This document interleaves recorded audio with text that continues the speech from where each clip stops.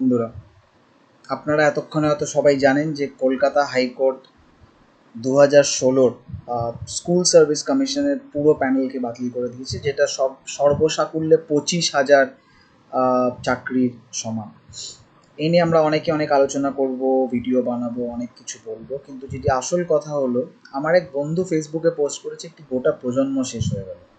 কথাটা হচ্ছে যে এই গোটা প্রজন্ম শেষ করার পিছনে দায়িত্ব কার?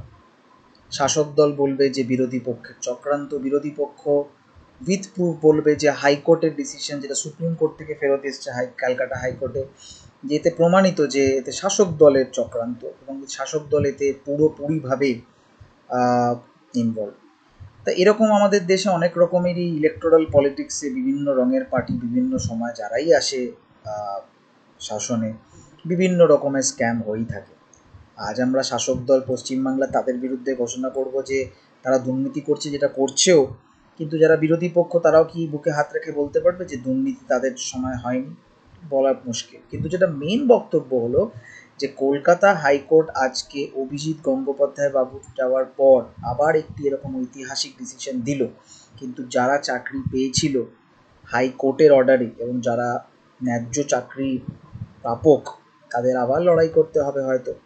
এই আইনি লড়াইতে দুজন মহিলাকে আমরা অলরেডি দেখেছি মিডিয়াতে, যাদেরকে মাননীয় হাইকোর্ট বলেই দিয়েছেন যে তাদের টাকা ফেরত দিতে হবে না, স্যালারির উইথ ইন্টারেস্ট, যেটা এত বছরের, যেটা বাকি যাদের ব্যাপারে বলা হয়েছে তাদেরকে ফেরত দিতে হবে, এবং এটা অনেক বড় অ্যামাউন্ট। সেখানে সরকারও বলেছে যে তারা সুপ্রিম কোর্টে যাবে যদি স্টে অর্ডার করা যায়।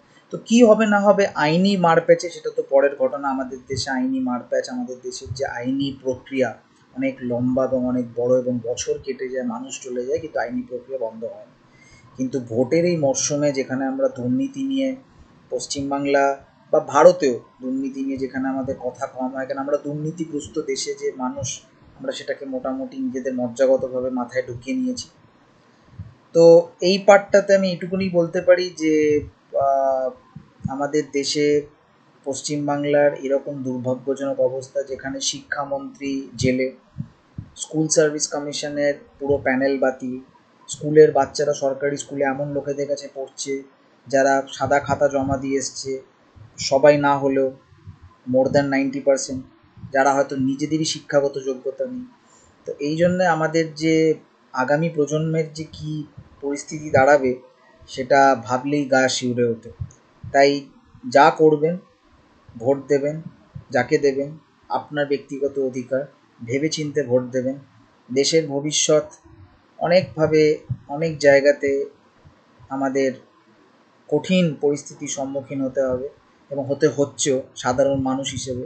আমরা তো ভেড়ার দল, আমরা ভাবি আমাদের শক্তি আছে, আমাদের শক্তি সবার মিলে সর্বসাধারণ শক্তি, কিন্তু এই ভেড়াদের দল এটা আমরা, এদেরকে আমরা হিন্দিতে বলি আম আদমি বা ম্যাঙ্গো পিপল, পার্টির কথা বলছি না, আম আদমি পার্টির, তাদের কিন্তু ভেবেচিন্তে এই ইলেকশনে ভোট দিতে হবে।